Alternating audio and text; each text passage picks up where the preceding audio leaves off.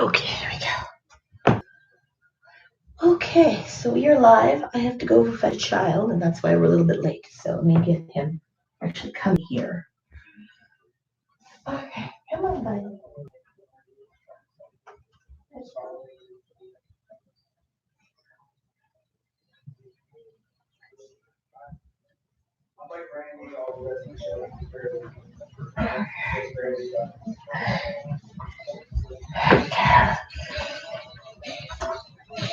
Okay. Ooh. Okay. There. Now. Okay. Alrighty. Here we go. Let me make a little space for Mama's booty. Okay. Okay. So we're going to continue with our Christmas stories. We'll read 2 more tonight, and then we're also going to read the story of the Lord's Prayer, which I think we've read once before, but you repeat these books in different combos, so it's okay. Yeah. The story of the Lord's Prayer. Yeah, this book. This one here. Oh. It's going on this finger, huh? Let me pull it. Oh, yeah. Pull this one. And pull that one. Pull that one. And that one. Better? Okay. Did you know that you can talk to God just as you talk to your mom or dad? You can learn to pray the prayer Jesus taught us. We call it the Lord's Prayer. Our Father, which art in heaven, I have a Father on earth, you, God, are my heavenly Father. Hallowed be thy name. I will respect your name, God. Thy kingdom come. I pray that the whole world will love you, God.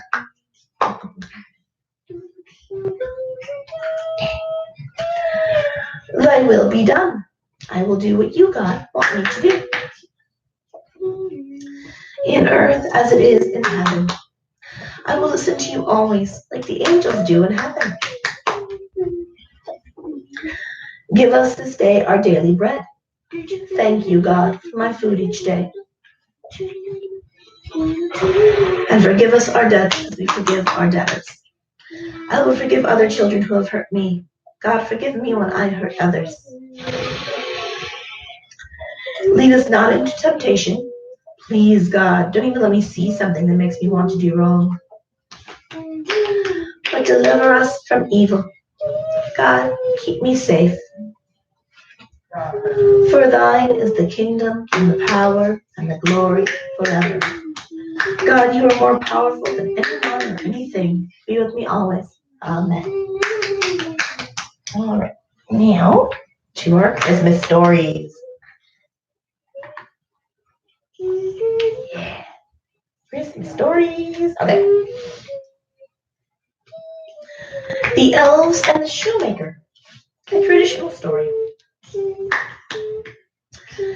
There was once a shoemaker who, through no fault of his own, had become so poor that at last he only had leather enough left for one pair of shoes. It was the month of Christmas, when parties were starting to be held, and he planned a pair of dancing shoes for a young lady. In the evening, he cut out the shoes, which he intended to begin upon the next morning. And then, feeling tired and worried, he lay down quietly, said his prayers, and fell asleep. In the morning, when he was preparing to sit down to work, he found the pair of shoes standing finished on his table. He was amazed and could not understand it in the least. He took the shoes in his hand to examine them more closely. They were so neatly sewn that not a stitch was out of place, and were as good as the work of a master hand. Soon after that, a young girl came in, and she was so pleased with the shoes, she paid more than the ordinary price for them. So the shoemaker was able to buy leather for 2 pairs with the money. He cut them out in the evening, and the next day, with fresh courage, was about to go to work. But he had no need to, for when he got up, the shoes were finished, and 2 more people eagerly bought them. They gave him so much money that he was able to buy leather for 4 pairs of shoes. Early the next morning, he found the 4 pairs finished, and so it went on. What he cut out in the evening was finished in the morning. In a couple of weeks, the shoemaker was living very comfortably, with plenty of money for food, and even enough to buy himself and his wife fine new clothes. Now, it happened on the day before Christmas, when he had cut out shoes, that he said to his wife, "How would it be if we were to sit up tonight, see who it is that lends us such a helping hand?"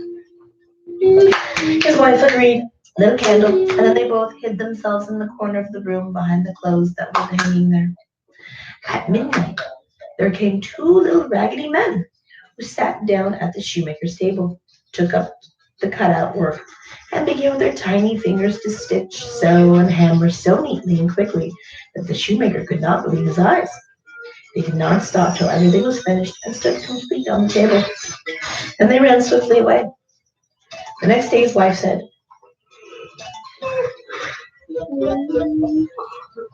she said, "The little men have made us rich. We ought to show them how grateful we are.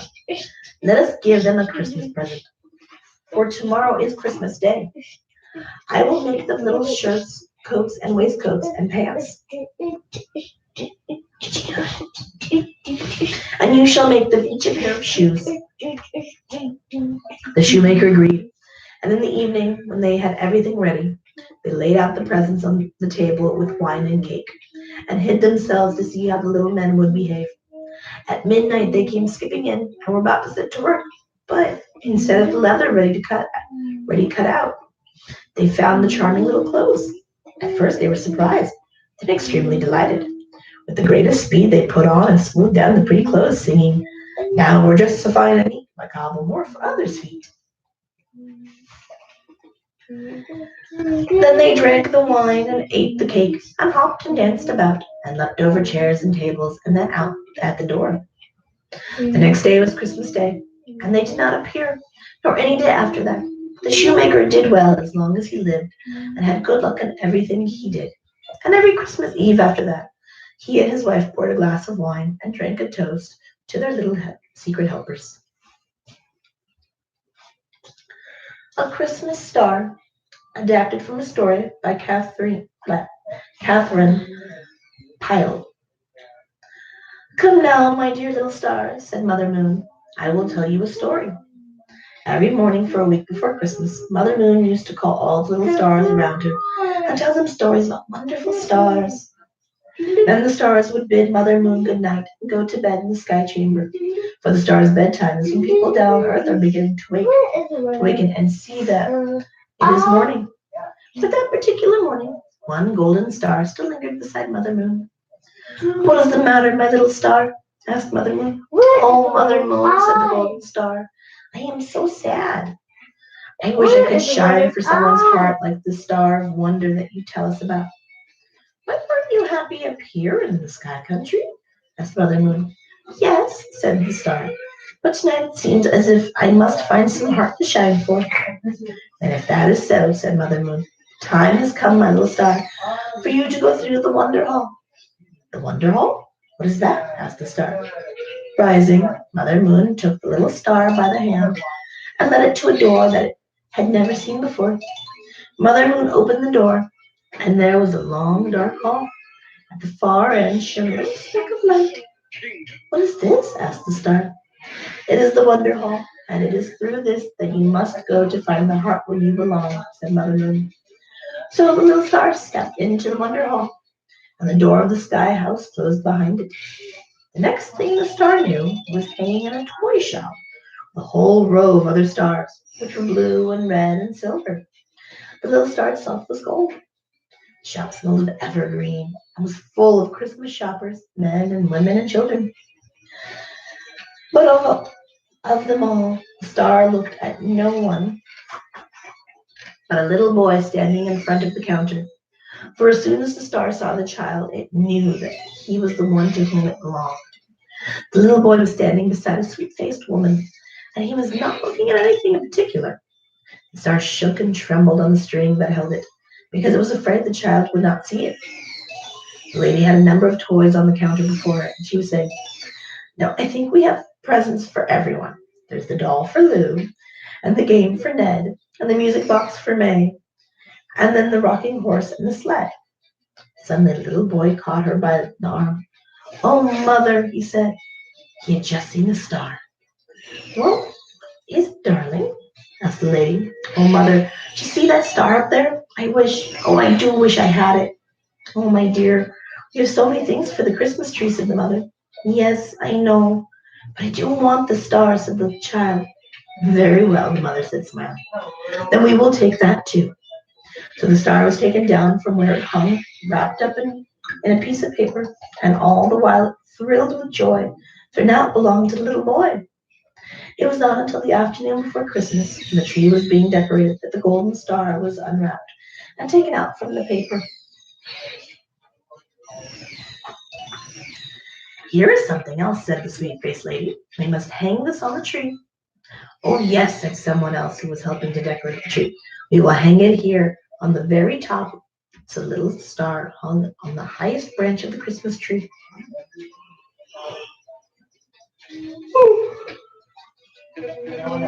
That evening, all the candles were lit on the Christmas tree.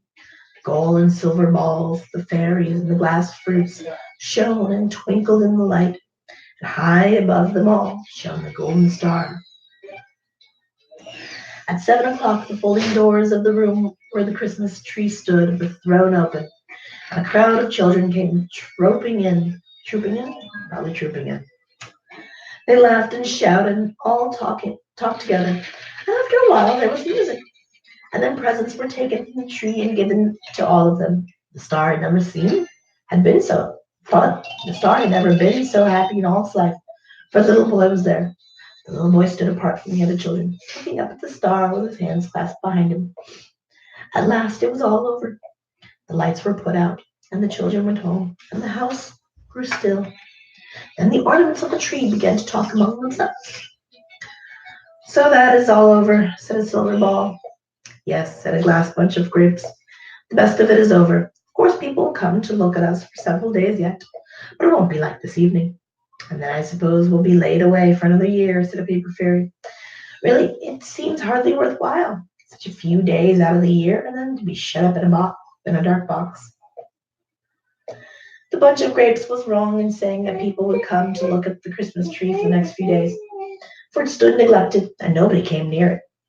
Everybody in the house went about very quietly, with anxious faces, for the little boy was ill. At last one evening a nurse came into the room and took the golden star. She carried it out into the hall and upstairs to a room where the little boy lay. The sweet-faced lady was sitting by the bed, and as the nurse came in, she held out her hand with for the star. My goodness, I can't read tonight. "Is this what you wanted, my darling?" she asked, bending over the little boy.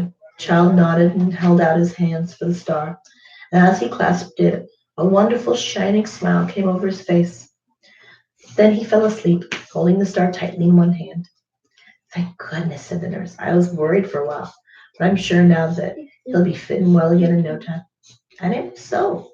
As long as the boy lived, he put the star on the very top of his Christmas tree. And for the rest of the year, the golden star twinkled and spun on a string in the window, where it could look out at the great sky country.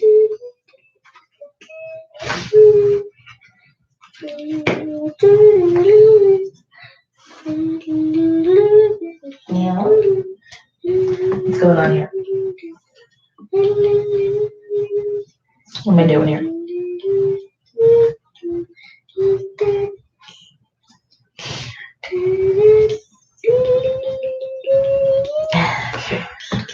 Only at 14 minutes. Oh, well, shoot, we can read another story. Matthew insists on puffed sleeves.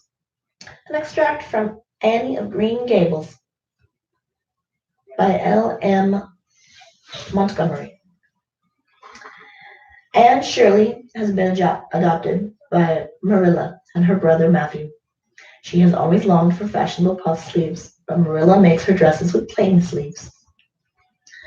Matthew was having a bad 10 minutes of it.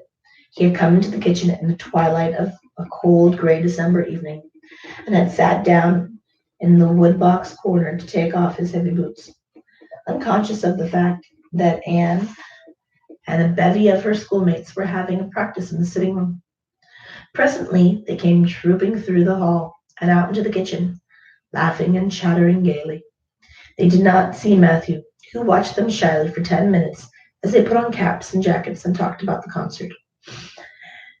Anne stood among them, as bright-eyed as they, but Matthew suddenly became conscious that there was something about her that was different from her mates. Because you twist all your blankies about.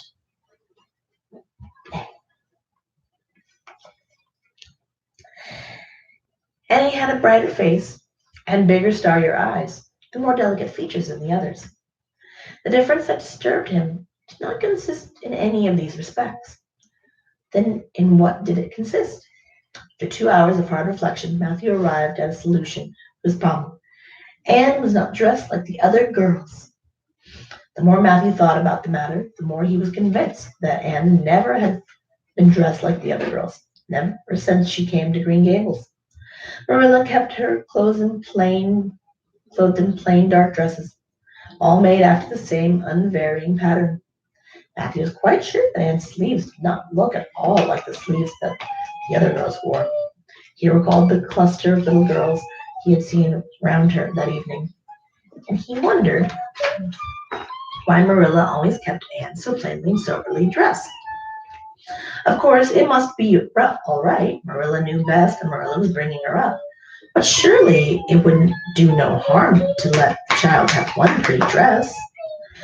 Matthew decided that he would give her one. Christmas was only a fortnight off. A nice new dress would be the very thing for a present. Matthew, with a sigh of satisfaction, put away his pipe and went to bed, while Marilla opened all the doors and aired the house. When Matthew came to think the matter over, he decided that a woman was required to cope with the situation. Marilla was out of the question. Matthew felt sure she would throw cold water on his project at once. There remained only Mrs. Lynde, for of no other woman in Avalonia would Matthew have dared to ask advice. To Mrs. Lynde he went accordingly, and that good lady promptly took the matter out of the harassed man's hands. Pick out a dress for you to give Anne? To be sure I will. I'm going to Carmody tomorrow, and I'll attend to it. Have you something particular in mind? No? Well, I'll just go by my own judgment then. I believe a nice rich brown would just suit Anne. Perhaps you'd like me to make it up for her, too? Seeing that if Marilla was to make it, Anne would probably get wind of it before the time and spoil the surprise. Well, I'll do it. I'll make it to fit my niece, Jenny Gills. For she and Anne are as alike as two peas as far as figure goes. Well, now I'm much obliged, said Matthew. And I don't know, but I think they make the sleeves different nowadays to what they used to be. If it wouldn't be too much to ask, I'd like them made in a new way. Puffs? Of course. You needn't worry a speck more about it, Matthew. I'll make it up in the very latest fashion, Miss Lynde said to him. To herself she added when Matthew had gone, it'll be a real satisfaction to see that poor child wearing something decent for once. The way Marilla dresses her is positively ridiculous. That's what I've ached to tell her so plainly a dozen times. Marilla knew all the following fortnight that Matthew had something on his mind. But what it was she could not guess until Christmas Eve when Miss Lynde brought up the new dress. So this is what Matthew has been looking so mysterious over and putting about to himself for 2 weeks, is it? She said a little stiffly but tolerantly. I knew he was up to some foolishness. Well, I must say, I don't think Anne needed any more dresses. I hope she'll be satisfied at last, for I know she's been hankering after those silly sleeves ever since they came in. Christmas morning broke on a beautiful white world. It had been very mild, but just enough snow fell softly in the night to transfigure Avalonia. Anne peeped out from her frosted gable window with delighted eyes. The plowed fields with stretches of snowy dimples, and there was a crisp tang in the air. She ran downstairs singing until her voice re-echoed through Green Gables. Merry Christmas, Marilla. Merry Christmas, Matthew. Isn't it a lovely Christmas? I'm so glad it's white. I don't like green Christmases. They're not green, they're just faded browns and grays. Why, Matthew, Is that for me? Matthew had sheepishly unfolded the dress from its paper swathings and held it out to her. Anne took the dress and looked at it. Oh, how pretty it was, and a lovely frock brown with all the gloss of silk and a skirt with dainty frills and a little ruffle of flimsy, filmy lace at the neck. With the sleeves, they were the crowning glory, long elbow cuffs, and above them two beautiful puffs bows, divided bows of brown silk ribbon. That's a Christmas present for you, Annie, said Matthew shouting. Why? Why, don't you like it? Well, no. Well, no. For Annie's eyes had filled with tears. I like it. Oh, Matthew. She laid the dress over a chair and clasped her hands.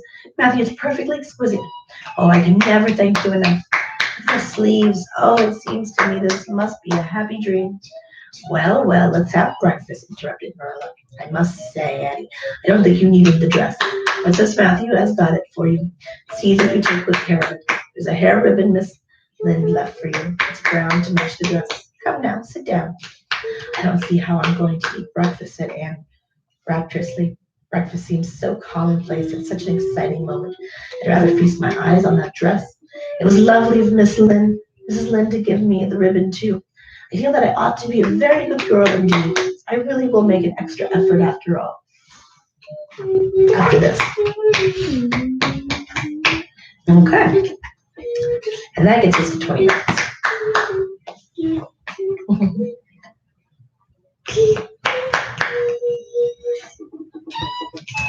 All right, buddy.